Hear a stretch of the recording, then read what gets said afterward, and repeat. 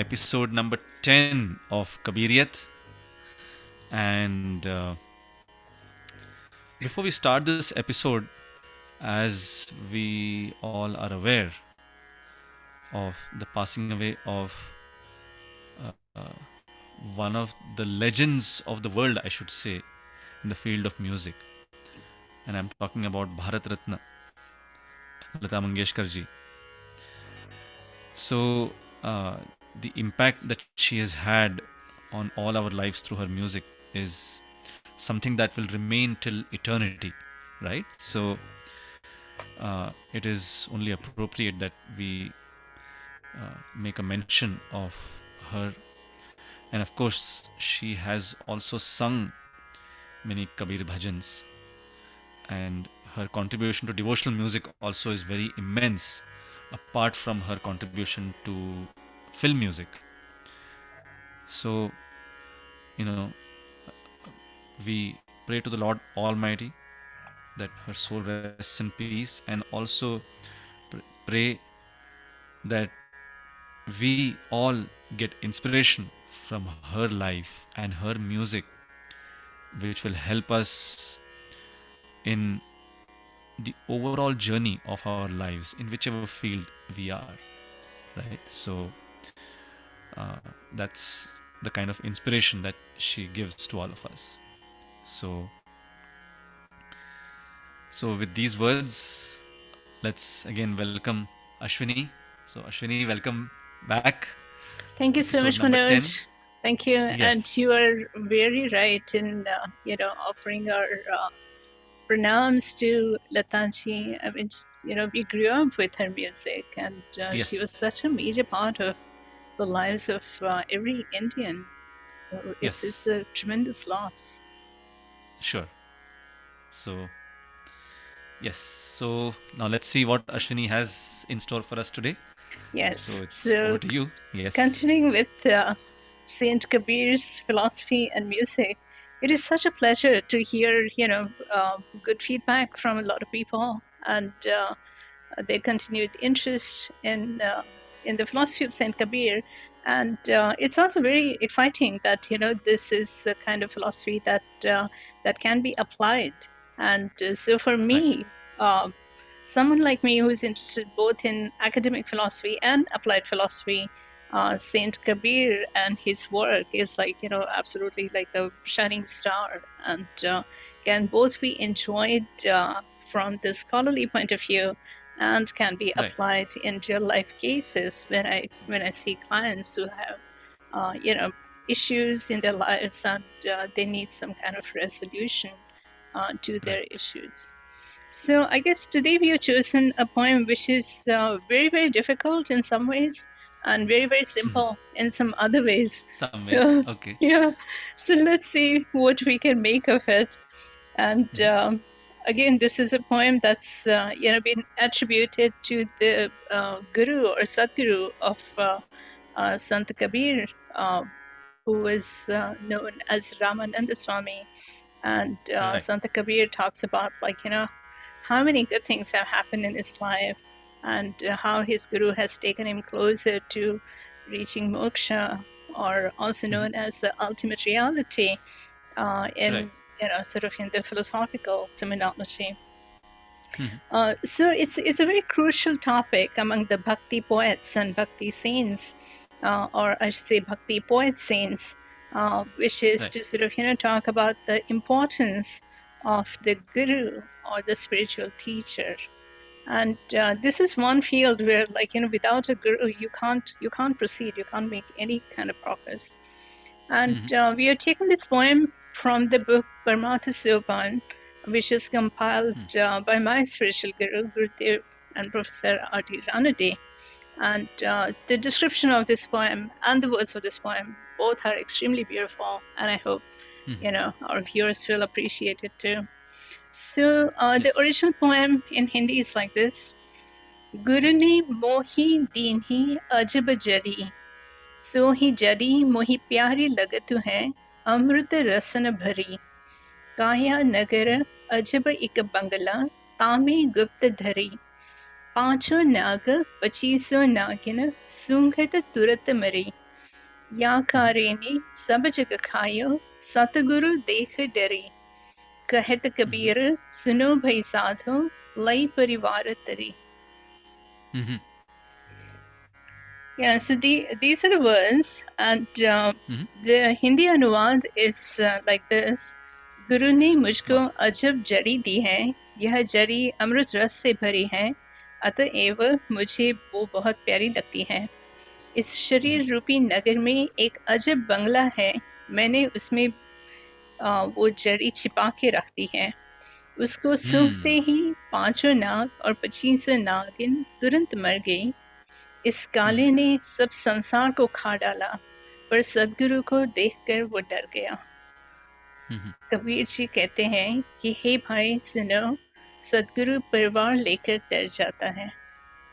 So I guess Wow. this is our way of traveling the path between two languages, Hindi and English.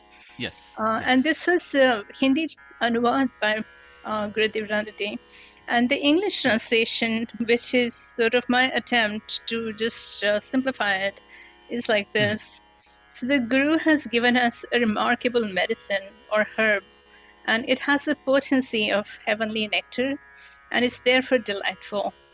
There is a bungalow in a city, and here the city is used as an analogy for our body, where this medicine is kept in secret.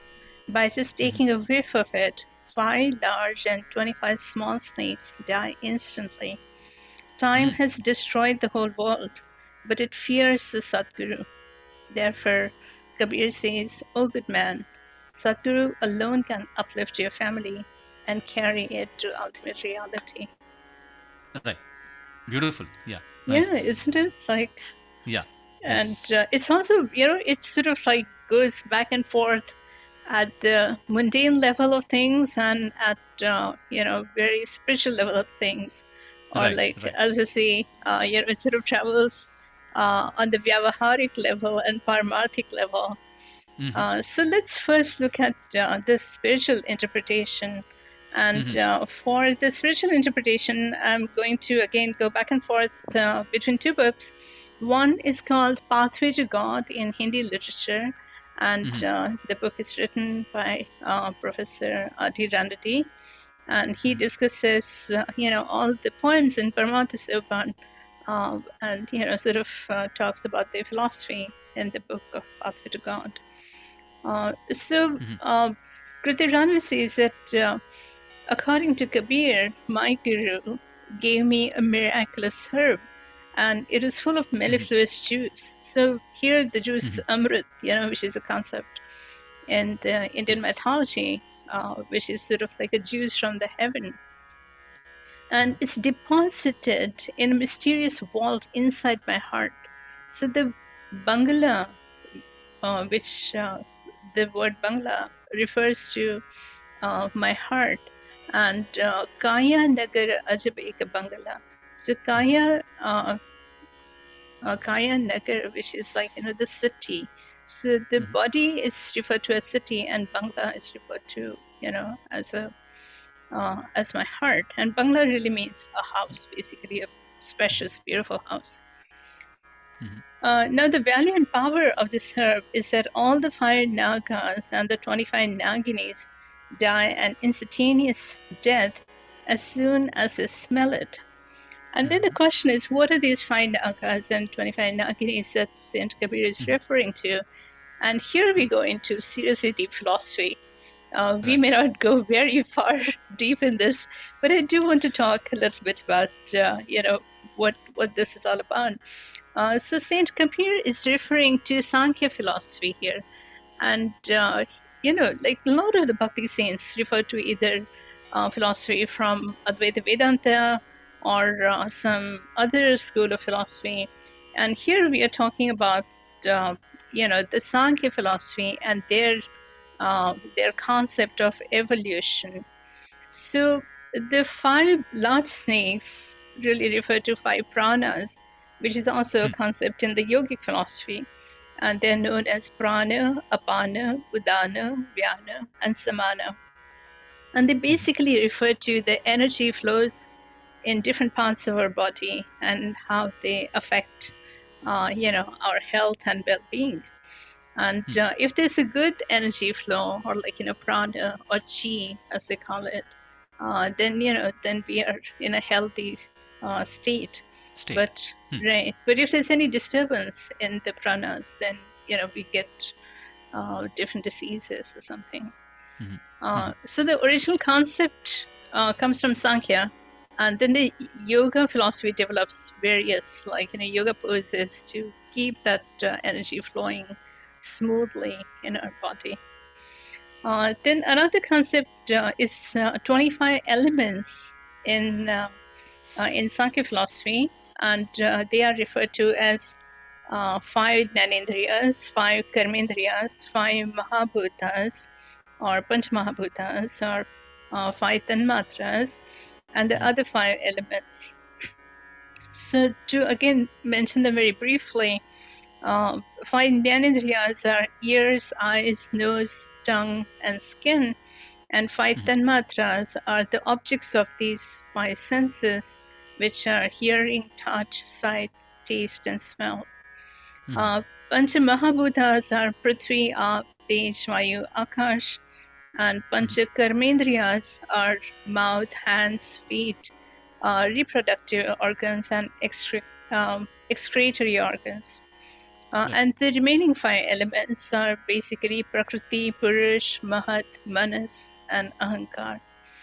Now, to understand, how they work together, we'll have to go into the Sankhya philosophy, which I think is sort of a little beyond our time budget. Right. But maybe, someday we'll talk about just that Right. at some point. So here, Saint Kabir is referring to all these elements, all these 25 elements, as Pachiso Nagin.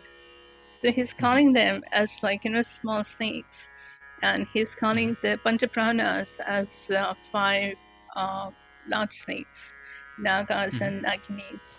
And it's a seriously beautiful borrow of the philosophy, and put it in the context of the bhakti philosophy in such a smooth and sort of compact way. So what Saint Kabir says here is that the power of this herb is the superior to the 5 pranas and the 25 elements. And again, I'm quoting here Professor Randi's work in The Pathway to God. And it says, beyond these 5 nagas and 25 naginis, there's also a dark great cobra, which is representative of death. So when Saint Kabir says, Ya kareni sab jaga khayo, Sadguru dekh dari, Saint Kabir is referring to kareni, or kal. Kar here is same as kal, which is time, or death, or black serpent, and that's what they're calling dark cobra. So death is capable of destroying everything that's alive right now. So eventually all the living things are going to die, and so death or time is responsible for that destruction.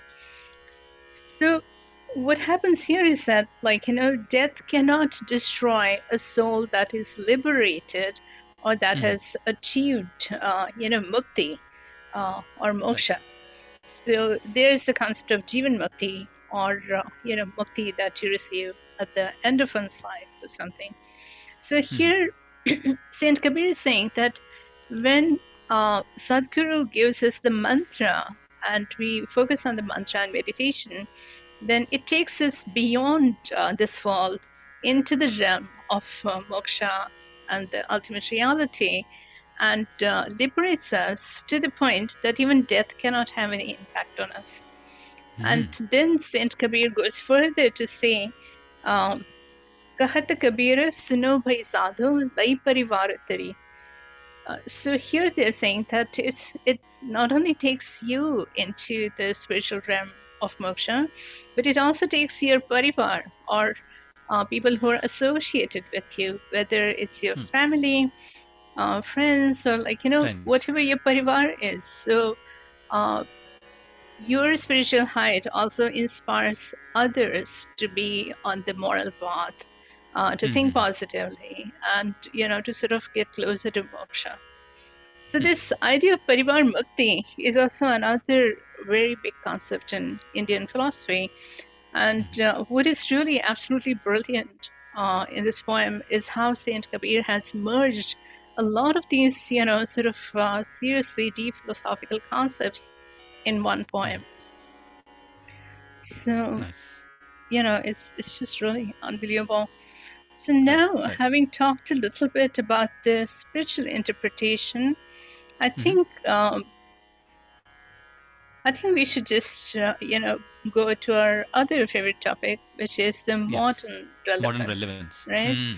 So Yes. now the modern relevance, if I talk about it, it'll seem absolutely mundane, simple, and like, oh, don't we know about this? That kind of feeling. But it is true because all good ideas have origin in some philosophy or some text, and we are not always aware of the sources of how we think what we think. But Right. they have been discussed, by scholars somewhere or the other. Right. So when we talk about the modern relevers, I really want to focus on the teachers and mentors who sort of have a very significant influence on our education and on our growth. So without their crucial guidance, it's really not easy to do well in life. So, for example, let's say you're in a particular profession, no matter what profession it is. If we have the blessings of our teachers, then we do well. Right. You can become a good artist, a good craftsman, a good plumber, a good scholar. I mean, it doesn't matter what field it is, but if you have a good mentor or a teacher, then it takes you sort of like at a higher level than what you could do on your own. So in corporate jobs, for example, there are mentors, and they guide people who are starting anew, and they sort of give them ideas about what career path they could have for themselves. Right.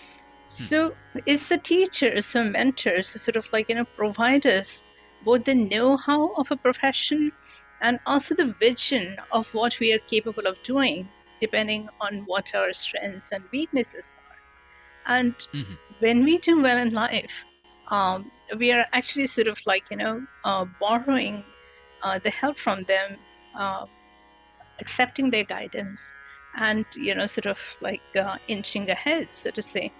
And when we are stuck in our profession and we can't see what's beyond us, we're basically using their vision as a torch to light the path ahead of us.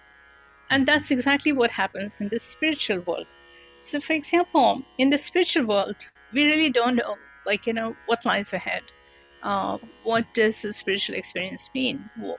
How or at what point can one see that, one is a spiritual person? Or even just meditation can hardly be done if it's not without any guidance, because one doesn't know whether one is doing it right or not.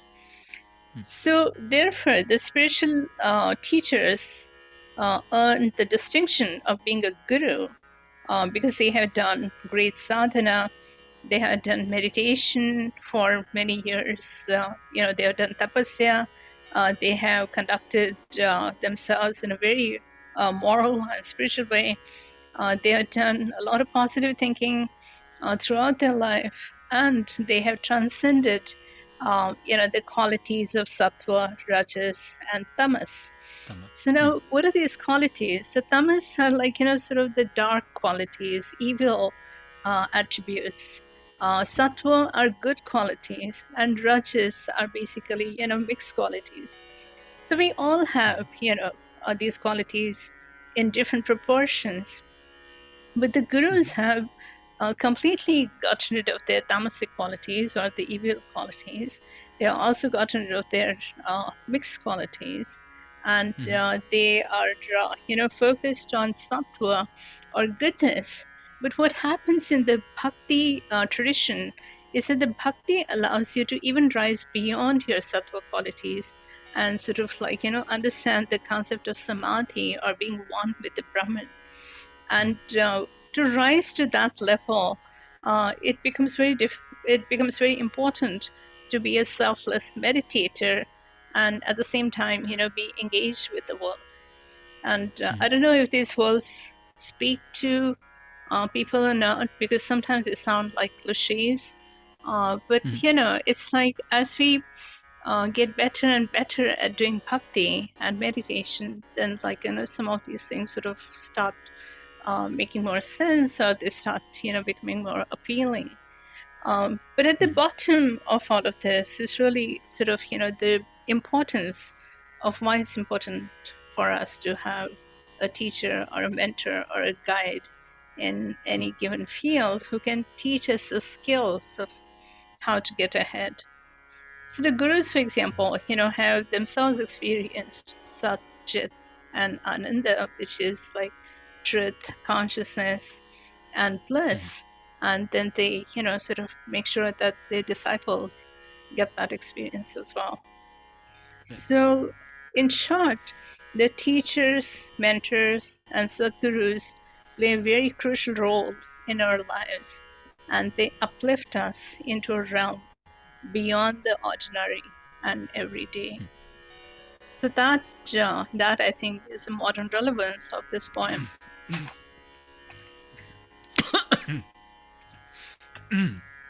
Excuse me. Yeah, You yeah. okay, Ray? Oh, yeah, yeah. Nice. Does this speak to you? Does this make sense to you? Or does it Oh, seem? yeah, yeah, of course, of course, of course. Oh, yeah, yeah, absolutely. No, I mean, the significance of gurus, I mean, it's a very well known fact. And I think the knowledge that they give us is like the medicine that Kabir Sahib was talking about in the poem, Right. right? So, Guru ne Mm-hmm. mohe dini ajab jari. Mm-hmm. So, any knowledge that you get from your guru is like the medicine, like Mm-hmm. the jari that that Kabir Sahib was talking in the poem, right? Mm-hmm. Yeah, yeah. It cures all the sort of negative qualities in you, and it it's sort of like it cures the disease, like how a medicine cures the disease. The Right, knowledge from the guru or the mantra from the guru, like right, takes you beyond your everyday existence. right, right. And um, so basically, you keep that knowledge in your mind. Mm-hmm. So as Kabir Sahib said, the mind is like the bangla, the heart Mm-hmm. basically Mm-hmm. is like the bangla, Right. in which that knowledge you keep that knowledge secure Mm-hmm. that you get from your guru, Uh-huh. tame gupt dhari, right? Right. Right. And then you apply that knowledge to get rid of all, like you said, all negativity, right? Right. So Right. even this Pancho Nag, Pachiso Nagin. Now, Panch and Pachis, of course, you explained to us the numbers, but they are kind of symbolic. Mm-hmm. Basically, what all those things mean is Mm-hmm. any sort of negativity that we have within Mm-hmm. us, they get destroyed as soon as we apply the knowledge that we get from our Guru, Right. right? Yeah. So, and then the ultimate uh, calamity which can befall on us, Mm-hmm. when that uh, something like that were to happen, it is the teaching of our guru that Mm-hmm. basically takes us across, takes us through that calamity, Yeah. Yeah. Yeah, that's right? true. So, I mean, you mentioned a couple of things which were really, sort of just beautiful. One is like, Tami Guptadhari. So the Guptata or secrecy also plays a very large part, in the process of meditation. Like right, you wouldn't find anybody who is sort of like a very substantial spiritual person bragging about what they do or absolutely, what they have achieved. right, That just never right, happens. And as a result, so many times these people kind of stay in the background, like they're doing all the good things, but we don't always find out, like, what their Right. spiritual level is. So that True. Guptata is very, very important Important. for Saint Kabir as well. And so, in a way, he's sort of paying tribute to his guru by saying, "I have kept it in a very secret A place secret. in my heart." Hmm. Yeah. Hmm. And again, as you said, like, it's all about like just getting rid of the negativity in us, and it's a very simple message, if you look at it Right. from that Right. point of view. Oh yeah, yeah, yeah, absolutely. So 5 and 25 are just numbers. I mean, they like as Ashwini explained to all of us, the numbers, the Sankhya philosophy that she was talking about. So that's part of just that. But if you would just relate to our daily lives, basically it just means any sort of negativity that you have within you, they are like snakes. They can actually poison your mind. Hmm. So you don't want that to happen, and then you use that knowledge that you acquired from your guru Hmm. to get rid of them. And then when those negative feelings try to enter your mind or enter your inner core, they get destroyed because they are faced with the knowledge that you use to get rid of them. Yeah. Right? So Yeah, that's true. So there's the kind of yeah. message, which can be delivered as simply as possible or as Right. complicated way as possible. But again, when they Right. go into the Right. complexities, they are actually talking about, various things that could go wrong with you, like, that could affect your well-being, that could, cause diseases in Right. one's Right. body. And if One's we body. have a diseased body, then we are not capable of doing anything. So Right. it's Right. sort of like, both important to understand that there's a big connection between our thoughts and our well-being, our health, Yes. as well as, like, the lack of negativity and Right. the sort of like the well-being and good health. Right. True. Nice. So Yeah, do you want to tell us a little bit about your composition, which rag you're right. Right. going to present it in? Yes. Yes. Yeah. So this one I have tried to compose in this rag called Bairagi, Mm-hmm. which is, I mean, as the name itself suggests, it's like in the rag of the ascetic, right? Mm-hmm. Bairagi. Mm-hmm. So this is typically a rag in which we have all the mantras tuned, Mm-hmm. all the Vedic mantras, That's and beautiful. so try to do this in this rag set to bhajni tal, 8 beat cycle. Uh-huh. And with your permission, Shmini, and My pleasure. for all of you, and here goes this bhajan. Okay, I'll be on mute. Sure.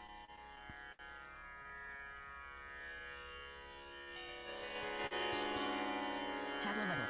Tableau on/off. Speech off.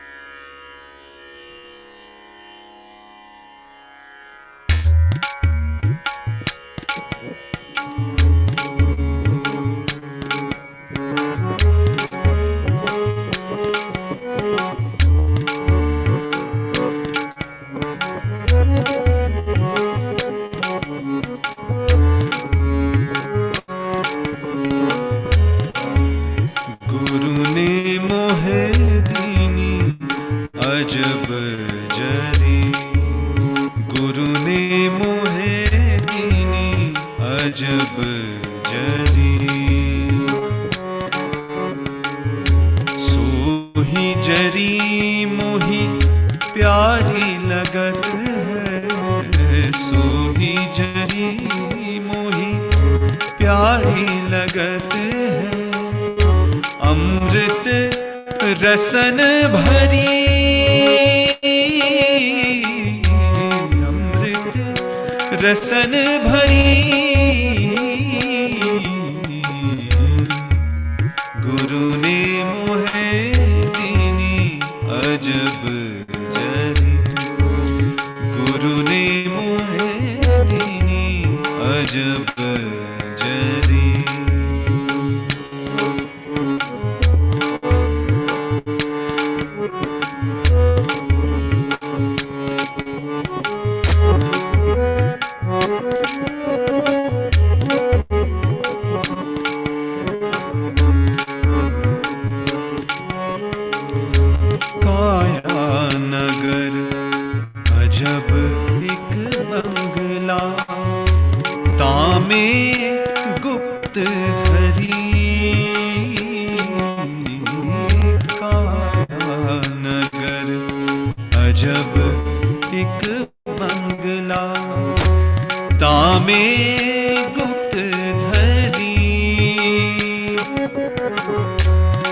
पांचों नाग 25 नागिन, पांचों नाग 25 नागिन, सूंघत तुरंत मरी, सूंघत तुरंत मरी। गुरु ने मोहे दीनी अजब जरी, गुरु ने मोहे दीनी अजब जरी।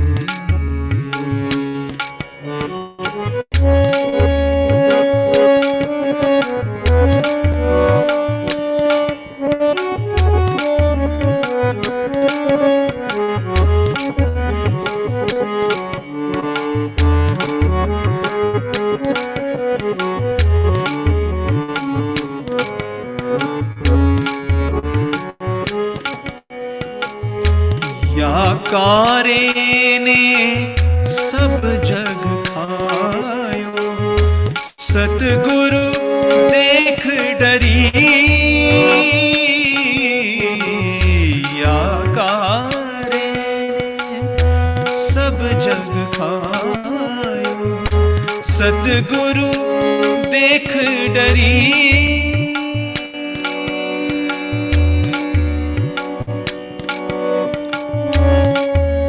याकारे ने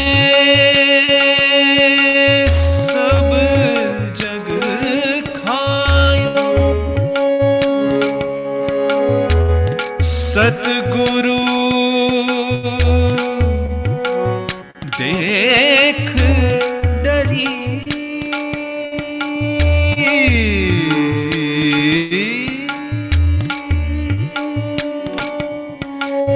सतगुरु देख डरी, सतगुरु देख डरी।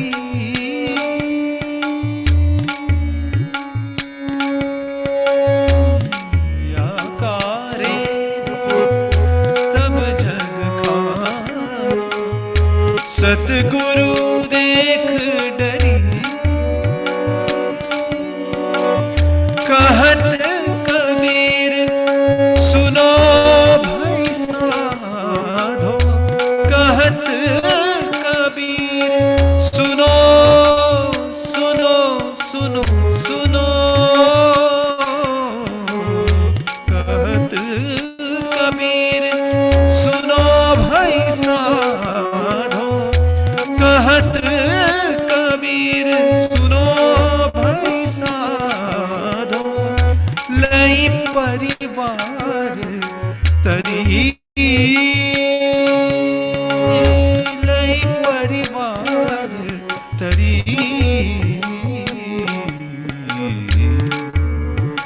गुरु ने मोहे दीनी अजब जरी, गुरु ने मोहे दीनी अजब जरी। सोही जरी मोही प्यारी लगत है, सोही जरी मोही प्यारी लगत है। अमृत रसन भरी, अमृत रसन भरी।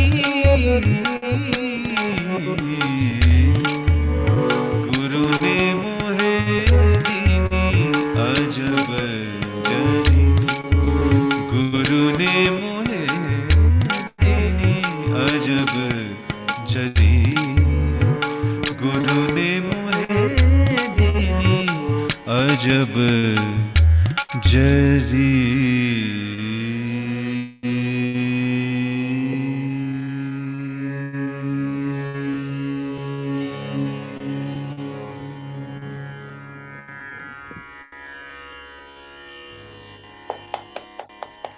वाह वाह वाह, क्या बात है। It's just a beautiful rendition, very soulful, and And you're so soothing. Yeah. I Okay. love your compositions. Thank you. So, yeah, so with that, we come to the end of episode 10 Mm-hmm. of our series Kabiriyat. So, friends, as always, do come back with your comments, your feedback, and until next time, it's always a good suspense as to what Ashwini has in store for us every episode. So, until next episode, episode number 11, to you, Ashwini, and to all the viewers, uh, stay safe and happy thinking, happy singing, and happy everything, really. Well, thank you So, again. Thank you, Manoj, for yes, inviting me on yes, this platform. And thank you, all the yes, viewers. We look forward to your comments. absolutely. Namaskar. Namaskar.